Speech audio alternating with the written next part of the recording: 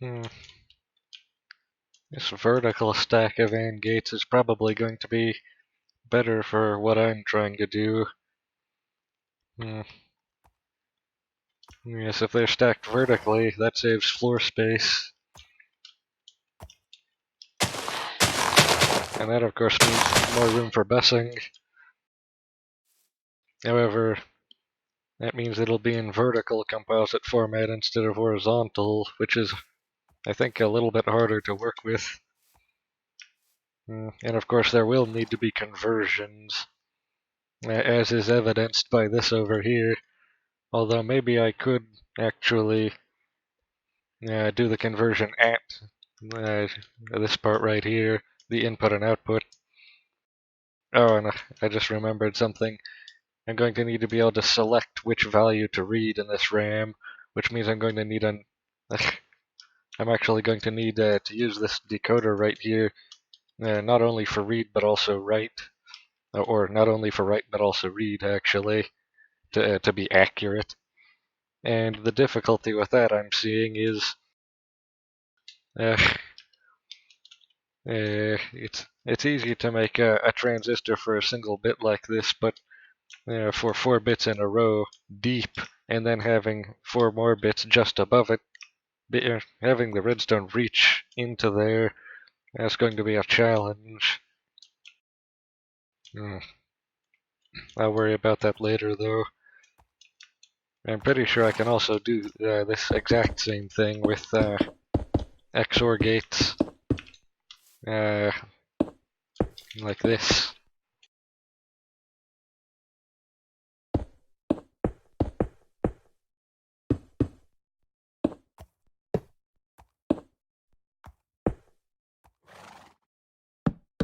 Now this should act as a... yeah. And then I can just do this and keep tiling it. And it's going to look like a checkerboard, because it is a checkerboard.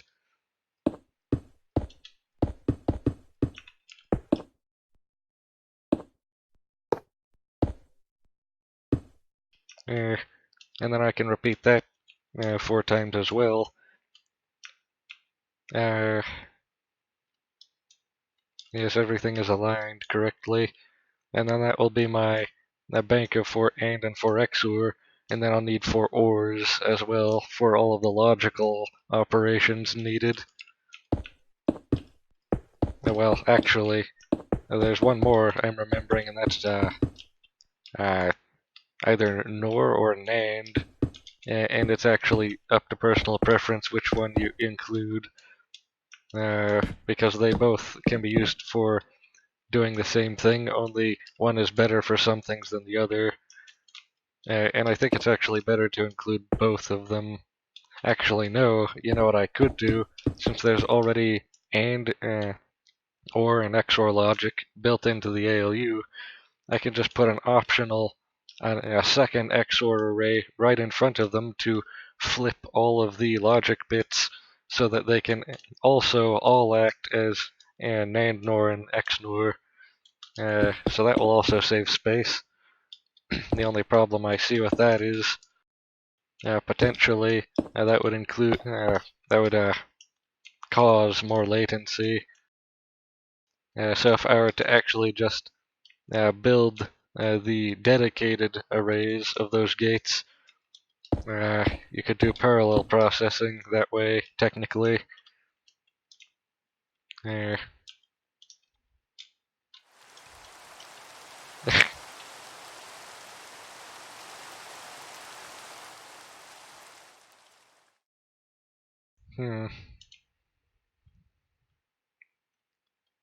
still want to do the arithmetic in the logic. I mean the arithmetic in the ALU. But I'm not even sure how that would work right now. Yeah, the carry logic is the hardest part. While I'm thinking about that, I might as well just put in the OR gates right here, which are actually the simplest type of gate to implement.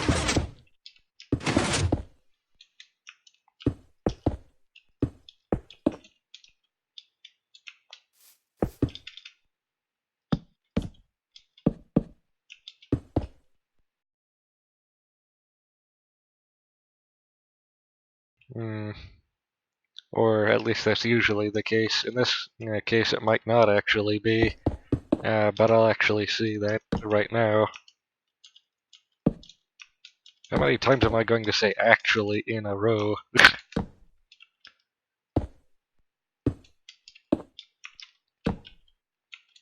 Hmm.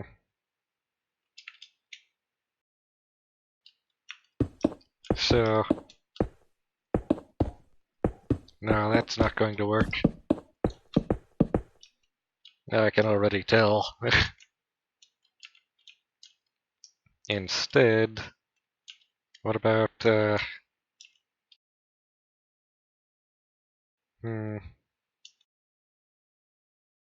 there is one way I know works, and that's,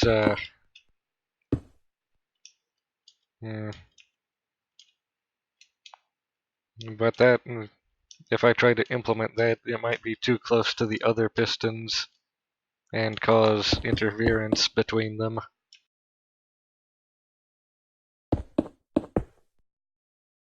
And not only that, I prefer to have these things be solid state. It just doesn't feel right to have everything be so mechanical.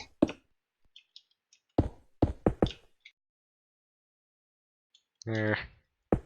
And so this is actually an OR gate.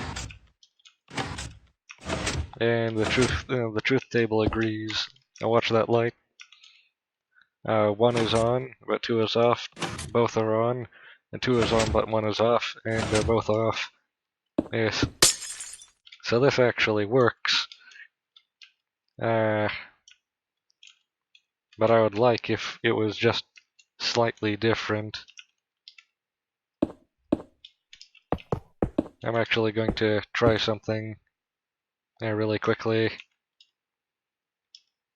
Hmm.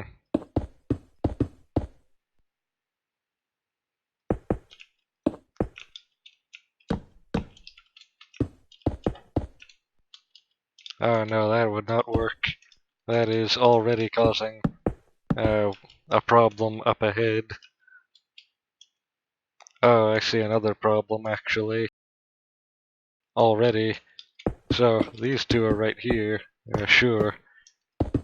But then next, what about this? Yeah, that's not ideal either. Remember when I said this would be the easiest part? Well, it's easy to do normally because you don't need to worry about things like tiling. You just do this, and that's an OR gate. You just need two diodes. But in this case, it's not nearly as simple. Uh, hmm.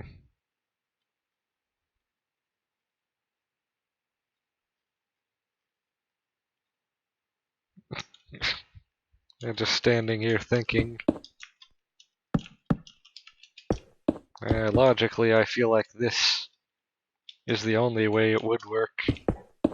So, that part we know, or we feel is necessary, or I feel is necessary.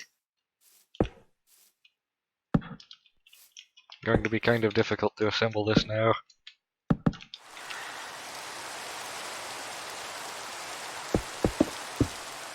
Yes. The problem is this gets affected by these two, but it also gets affected by this one, which means... Ah, yes, I know what that means. There. But yes, everything I solve is another thing that breaks.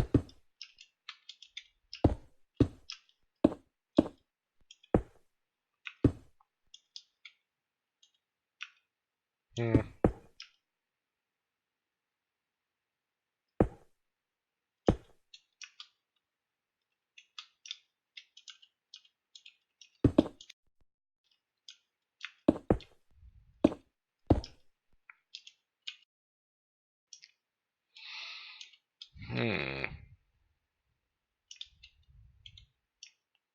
just a normal day in the life of a hardware engineer, trying to figure out how to uh, fit wires through holes. Actually, really similar to textile manufacturing in that sense.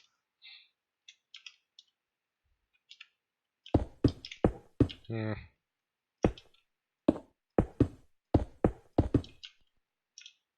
Is it even a good idea to have these things be this tightly packed? Well, logically, having things compact makes perfect sense. Less latency from parts being closer together, and also parts being simpler, making them run faster, and the obvious benefit of having space being saved. But then that all looks good on paper, but then you try to implement it, and oh, I just had an idea.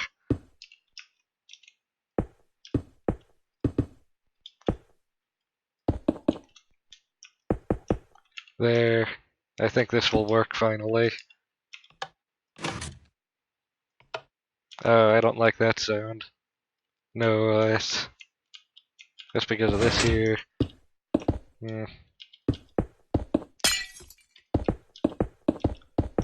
I think if I just move all of this one to the left and give these XOR gates some space, everything will work just fine.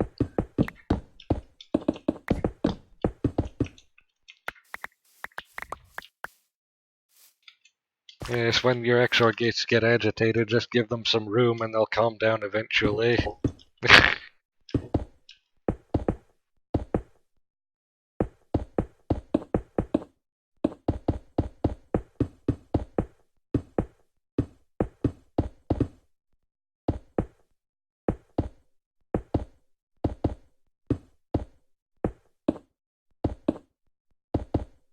uh,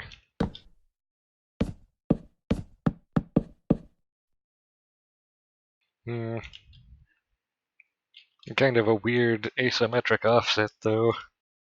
Should probably color code these now.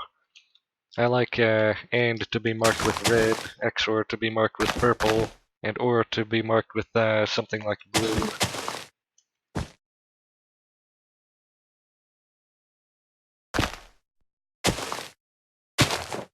Uh, Actually, these ribbons right here would be perfect for that as well.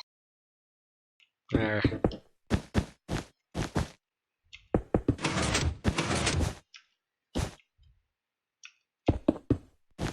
these minor aesthetic improvements actually have a bigger impact than they may seem, especially on the mentality of the hardware engineer while they're designing.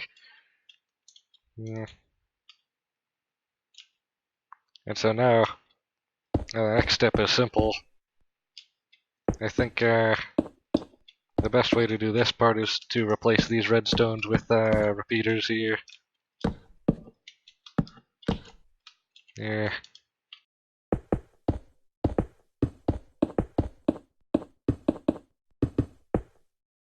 And now it's as simple as these being the outputs. Although that's kind of a bit further back than the others now that I look at it. So the OR gates are actually pretty simple. It's just that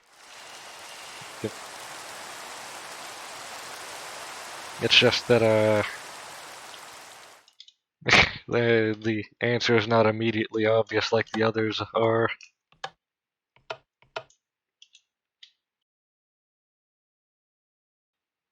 Uh, I want to make sure of something really quickly. Oh, that's not good. That's another thing I need to figure out. This row right here has a bad interference. Yes, because this, yeah. Hmm. I think I can fix that by staggering these, though. But you can't put a repeater like there.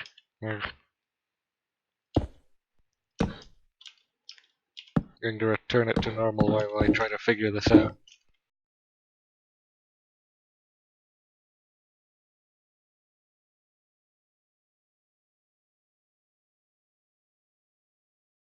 Hmm.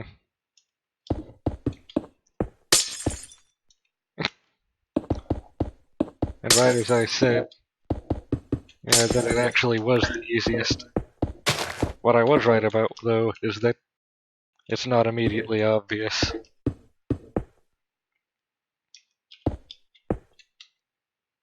Hmm.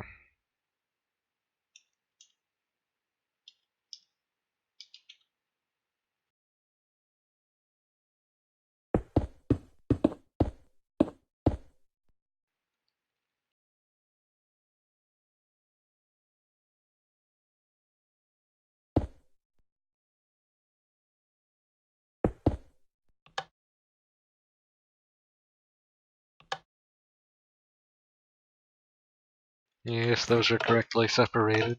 Now I just need to join these two somehow. But that's not going to be very simple with this sort of blockage right here because of the tiling. Hmm.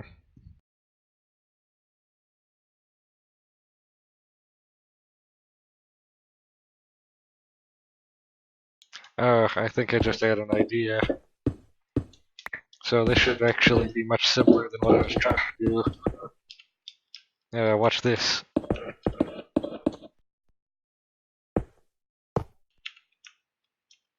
Oh wait, uh, running into tiling again. That's a problem.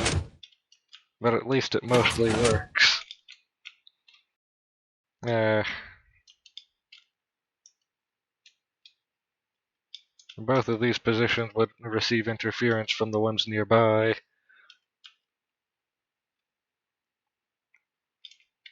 Hmm. Uh,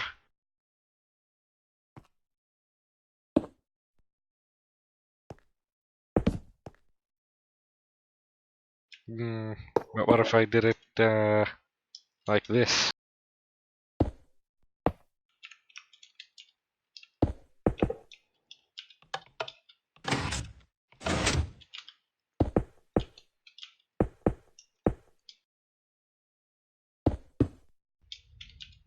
That's a lot of latency though. A repeater and a piston. But no, not that. That problem is presenting itself again. But without that redstone there, this can't get over there. Is it even worth it to try to get this working anymore? What was my earlier design for this?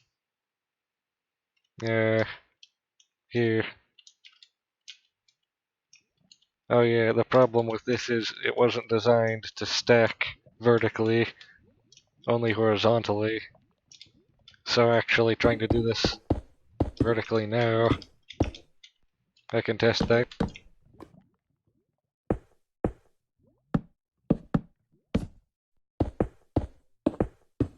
Yes, this one here would get interacted with both of these, and so this is actually a non-vertical design.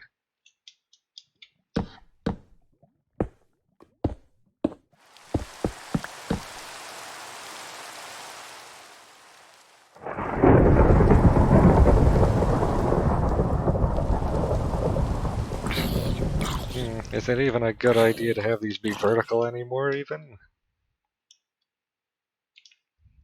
Yeah, because it looks like horizontal is actually currently better. Hmm.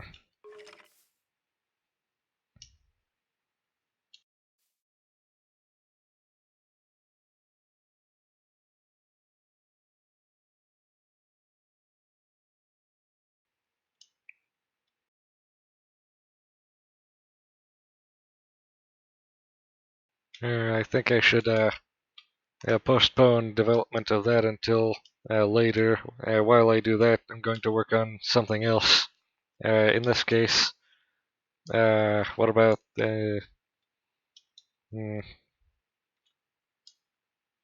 maybe I can work on part of the control unit. Over here. Yeah, right here. So, the core of the control unit is always going to be the clock. And this is the type of clock I prefer to use. And it can be turned on and off as well. I think this is also the fastest that torches can run without burning out, which is also a good thing. And this clock rate is actually, I think, higher than almost any Redstone computer can use raw.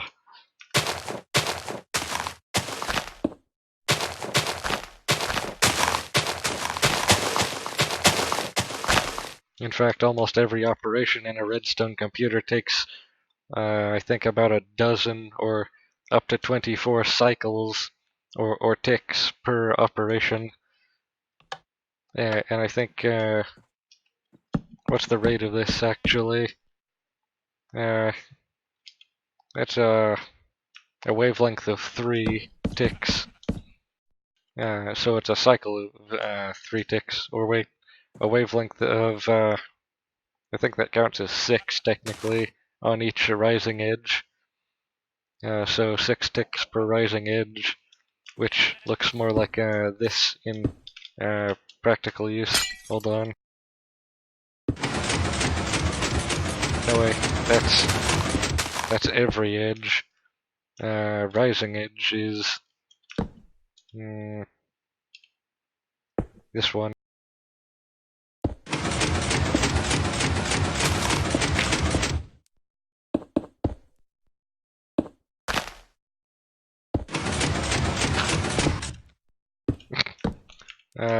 Hold on while I get this working.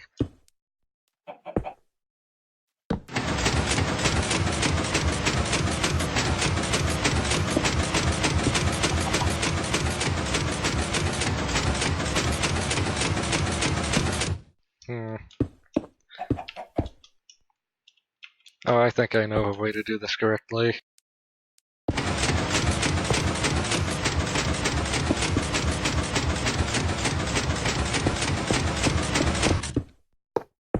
No.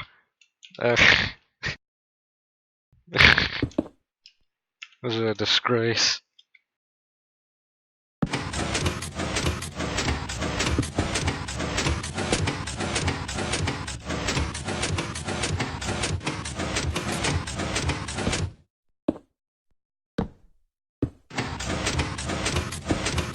Here it is. This is each rising edge. And it's a 1-tick pulse on each rising edge. Well, that's not the only type of monostable I can make either. Another type I can make is one using this sort of other technology.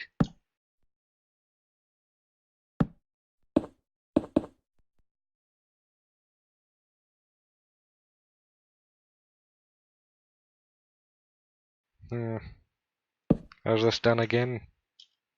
Oh wait.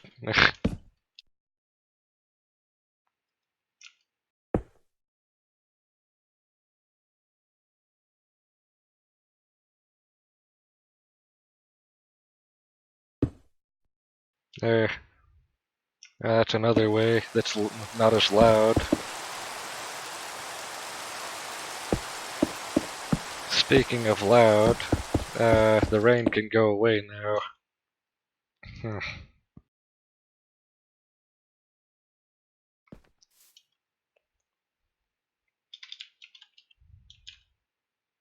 Trying to think of how I could make a sequencer from this.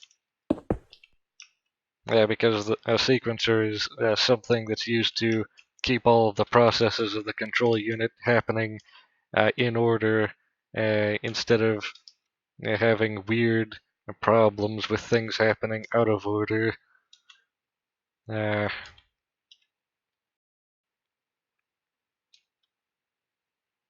Hmm.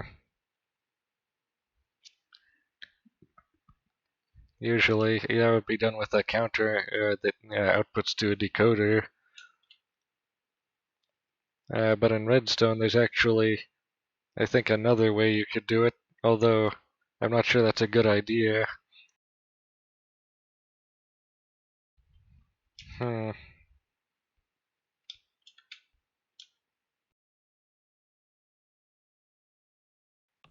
This is also kind of convoluted, so I'll leave that for later.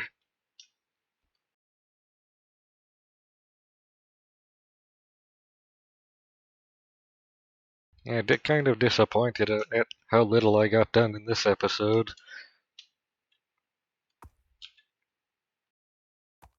The concepts are easy, but implementing them is uh,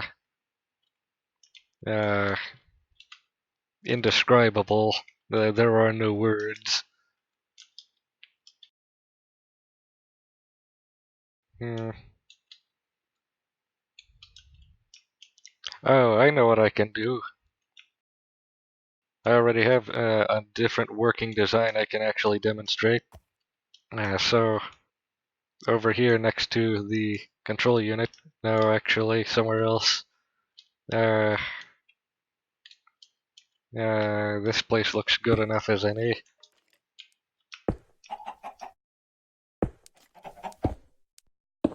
I guess what I'm making.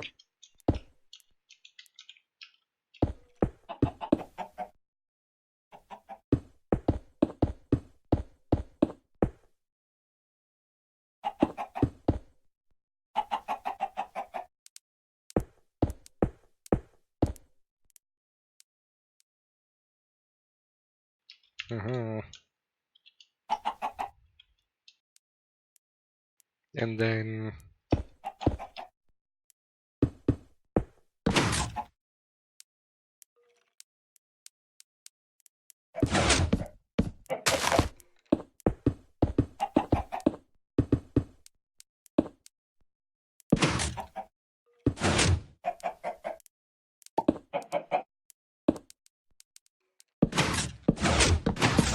look at that. Here.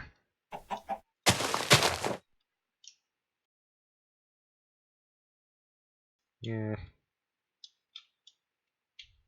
Then the question is, how do I, wait a second. Yeah, that does all activate at the same time, so that's good at least. I think, like this maybe. Here.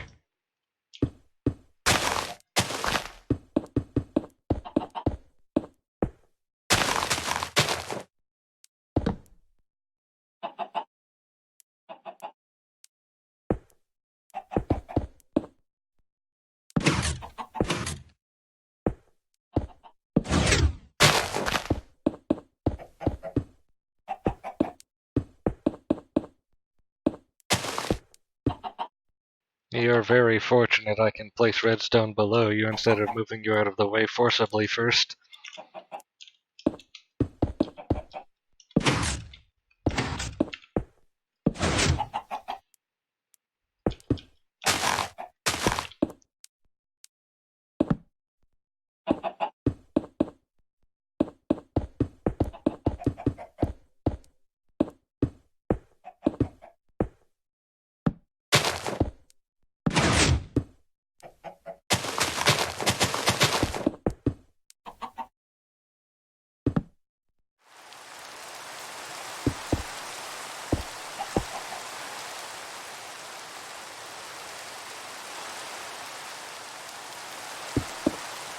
And so it should activate in this order here.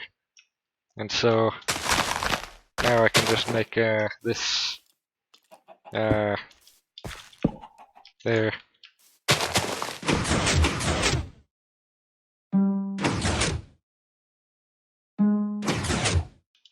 Signal isn't reaching, but that's simple to fix.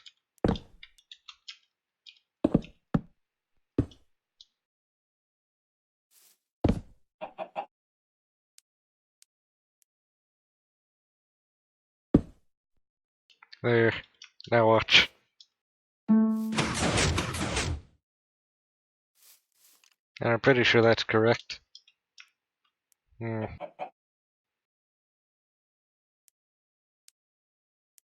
Now I can just fill all of this with glass. And that will make sense soon as well, I think.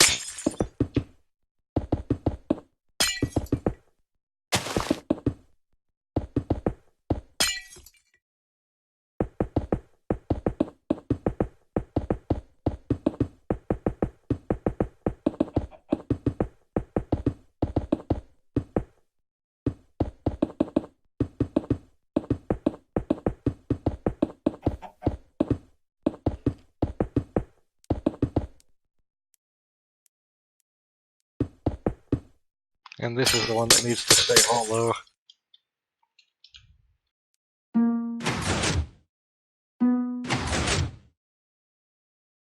Ah, yes, that's the problem. Not enough delay on these. You need one more, at least, I think.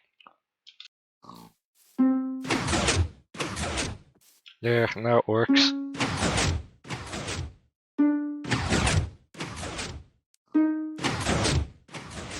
Oh no, that doesn't look like it's working.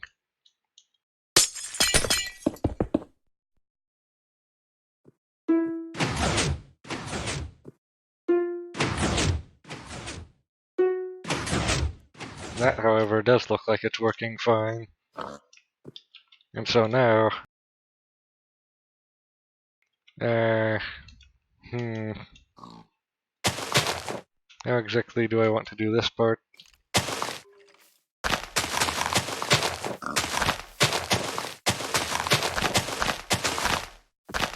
Alright, fine, I'll tell you what I'm making now. It's a hard drive, if you couldn't figure it out for yourself.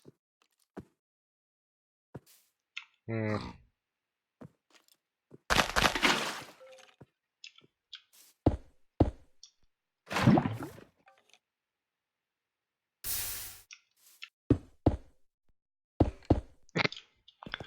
Yeah. Hmm. I'm not sure if that's going to work. So, the glass is uh, zeros coded in, and stone will be ones coded in. Because, you see, a special property of glass, you can't push redstone signals through it, but you can push redstone signals through stone. And so you can use that to differentiate what's on the tape. And as I've shown you, you can move the tape around so that you can move the tape into the way of the write head or the read head, which can either be one of those that I just showed you, or a dual cobblestone and glass generator that pushes into the way out of pushes. How would I explain that? It either pushes in ones or zeros and pushes the other thing that was there out of the way. And then a more complicated mechanism is used to feed the glass back into the glass feeding system so that we don't run out of glass, which is the hard part because glass is not generatable with like you can do with a cobblestone generator, which means you can also just discard the cobblestone after you're done using it if you wanted to. And as you can see here, changing position on the tape takes a little while, and also another consequence over here, trying to get to this part all the way over to this part over here, it will take a very long time, and so seek times will be very big if you use very long tapes. So I recommend using multiple tapes in smaller racks each instead. However, that might also be very inefficient.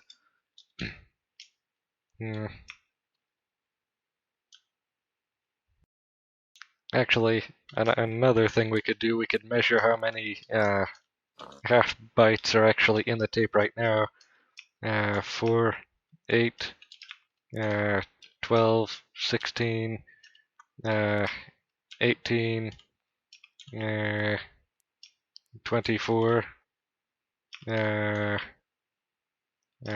30, I think. No, 28 actually. And then 32 and 33. So that's 33 half bytes, which is actually more than quadruple how many are in that RAM over there. And just for size comparison, look, the tape is much smaller, but much slower also, and it's not random access. So this is not RAM, this is a hard drive, like a platter drive. There's a reason we tried to leave platter drives behind, and that's because this is actually how it works in the reality as well, only at a much higher speed. So both of them are much faster, but platter drive is still much slower than RAM.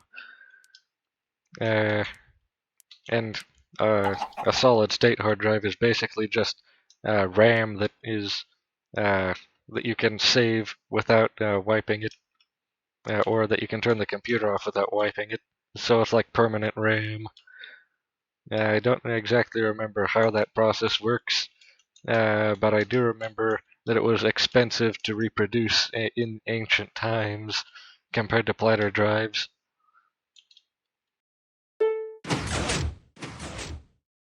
Hmm. So this part is working exactly as we intend. However, I had a thought.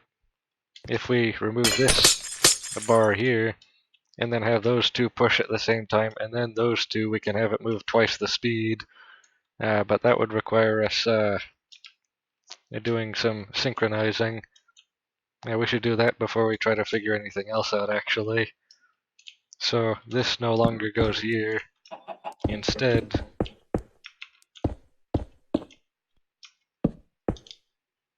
this feeds directly over there.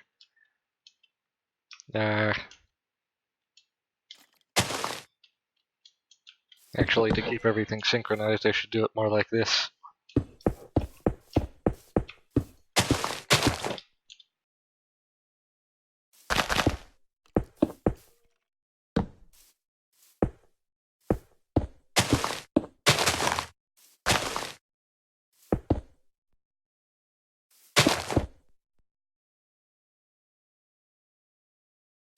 Actually, this should be recessed so that we can fit more machinery inside this hollow part, which is also important. So I think this will work now. Now I need to debug what went wrong.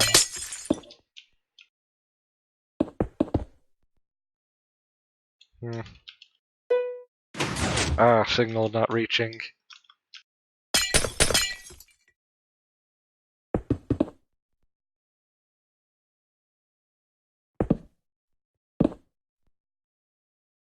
This should work now.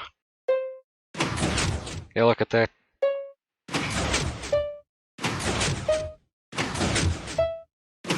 Wow, that's a lot better than before, and I'm sure everyone will agree with me. Actually, there is one more technique that I think might improve its speed even more, and that is... hold on, let me just set this up really quickly.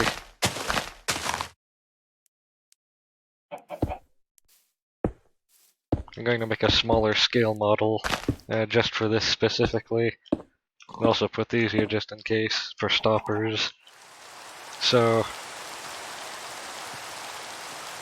if instead of having them all full except for one gap, wow, this is actually like, remember those sliding block puzzles that you need to make an image out of, but there's only one gap?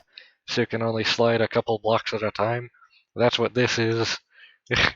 But as I was saying, if we had all of them have gaps in them except for one, instead of the other way around, then we can activate this one, and then one tick after we can activate this one. Or even better yet, do what we did with that one.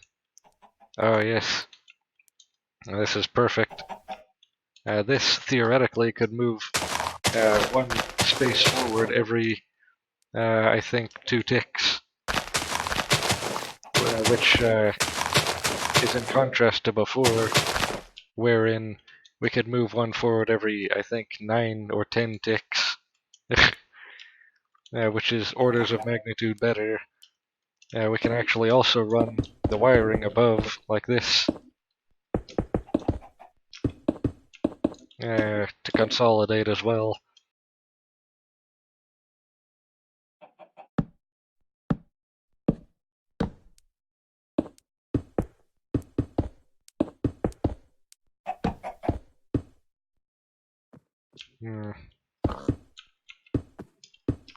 And then the usual method right here. Now let's see if this works. Actually, no, I forgot something very important.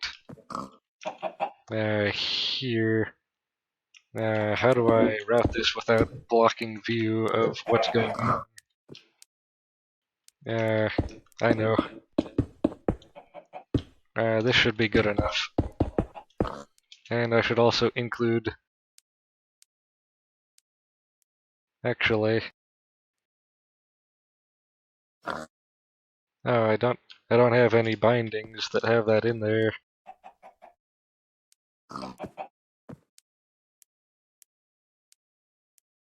There. So that every other one is glass, so we can see more easily. And so now watch this.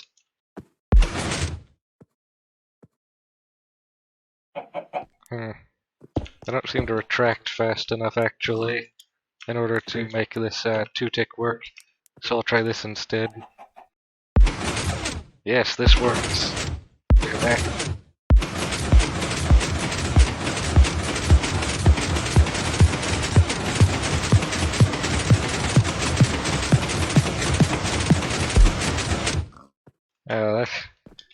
That is a very good engineering solution for this. So now seek times will be drastically mitigated. We can actually implement that in this system right now. Let's see here.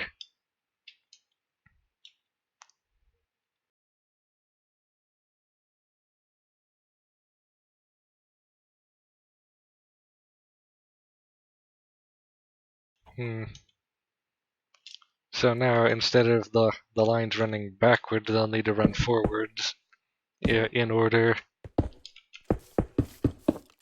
And I don't think this needs to be, or we should get rid of that in order to, but then the torches, they can't handle 1-tick long pulses, so I'll need to get rid of those and design a better system for the pistons. So this will actually take a partial total redesign. Partial total.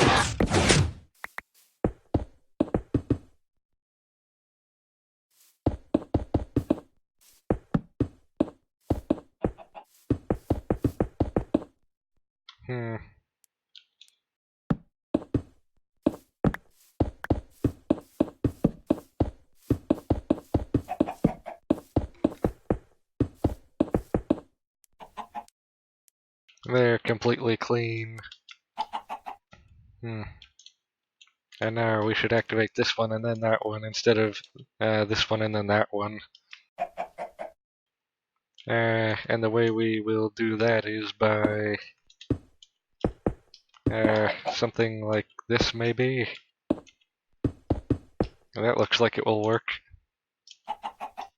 There.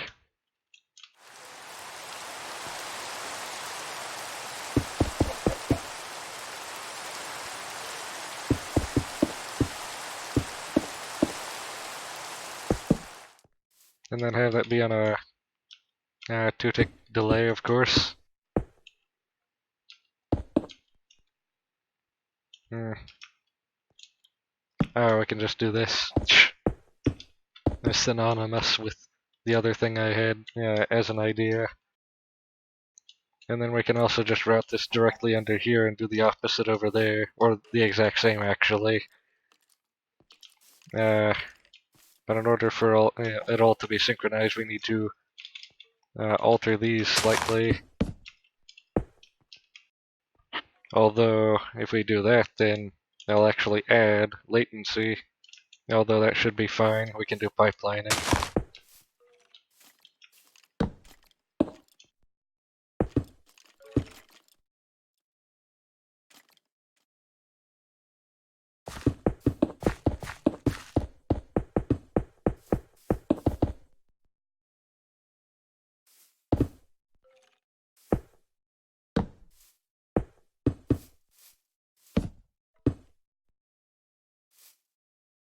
Hmm.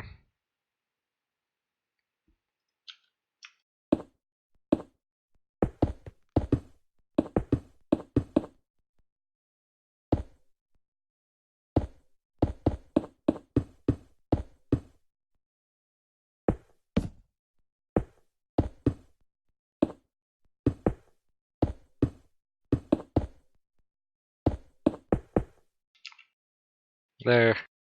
It should now be finished. So let's see.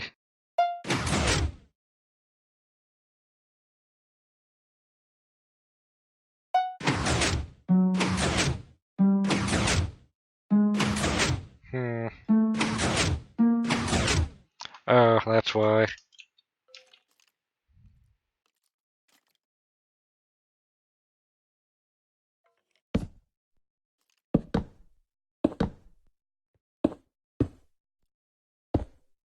There, that's fixed.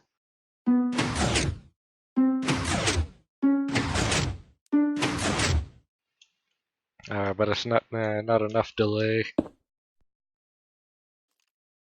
Hmm. Oh, and I know why also.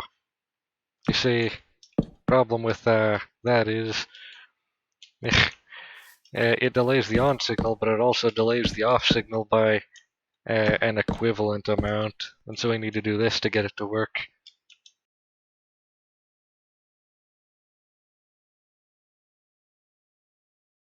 Hmm.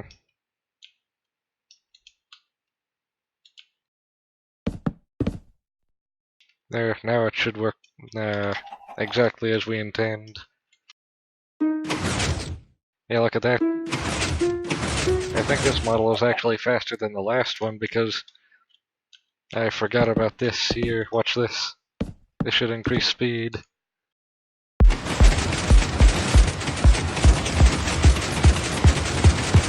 And you know what? If it goes too fast and jams, it's still recoverable. And nothing gets broken if you have these blockers right here. Oh, that's perfect. The worst thing that could happen is signals come in too fast and some of them get missed.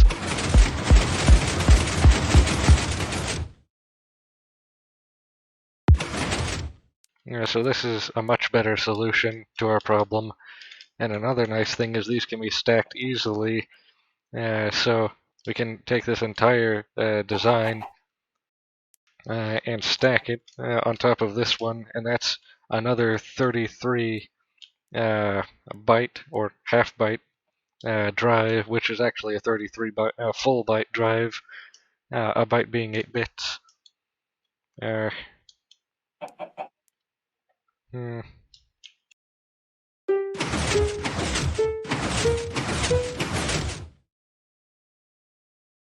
And now that that's all finally taken care of, I think now would be a good time to design the read-write mechanism right here on this side.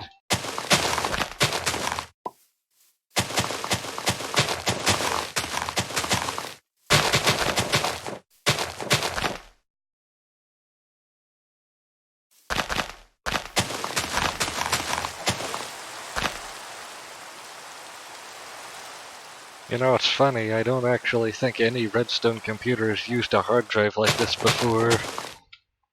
They've all just used solid-state memory.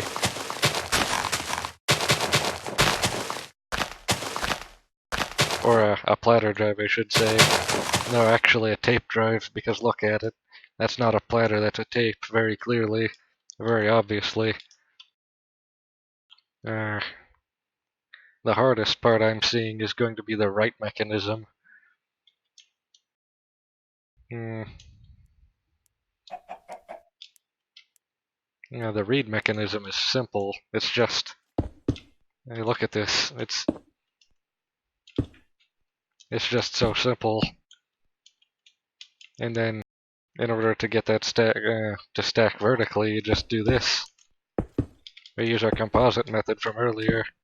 Actually, this is the one thing that needs to change is how we power these. But that's simple also.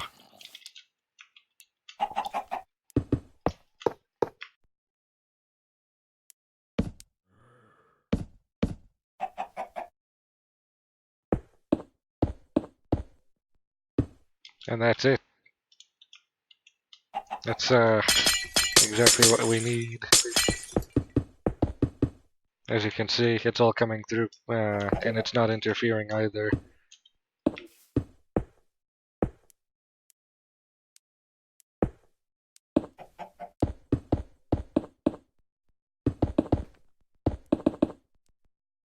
There, that's the read mechanism. For the write mechanism, I think we might even need to expand this in order to fit all of the machinery inside it to get this to work right. So my idea is to have the maximum amount of glass ever required, plus some in circulation in the system, so that we always have the ability to write zeros to memory anywhere we want. And for the stone, I think we should just use either the same setup or a cobblestone generator, and anytime we take out cobblestone, we just blow it up in a blast chamber or something like that.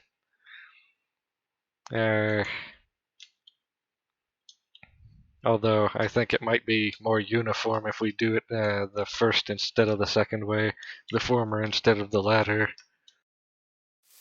Yeah. I think it would be a good idea to try getting it to work for one bit at a time, starting with this upper one right here. So we need to store this drive's equivalent mass of both glass and stone in the in the write mechanism that clamps on next to it, and that should be stored in another separate tape. So imagine a tape that comes out like this here,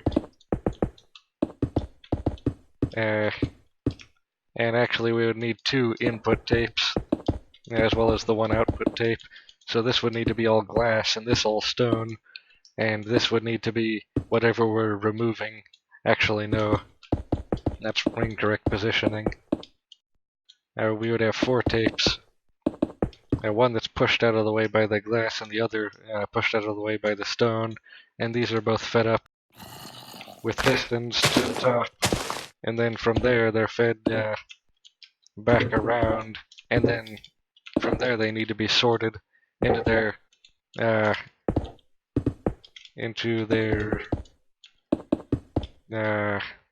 their respective tapes where they will be clean again.